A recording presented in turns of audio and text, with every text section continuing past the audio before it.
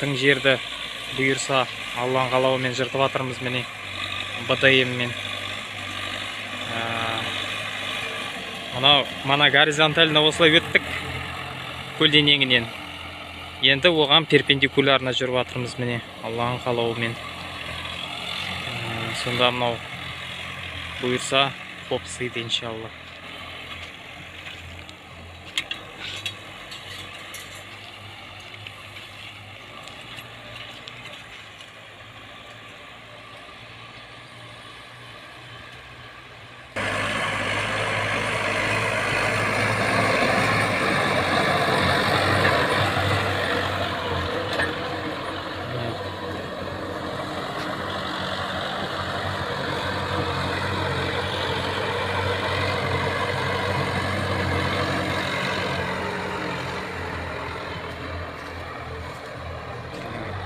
Екінші рет қателеспесем, екінші рет жүріп өткен жер.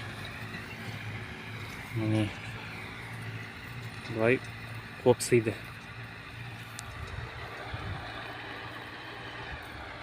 Бірінші өткен жер ол кішкене бәрібірді. Яғни көлденең ғана өтсе, ол андай кішкене тастылау болады да.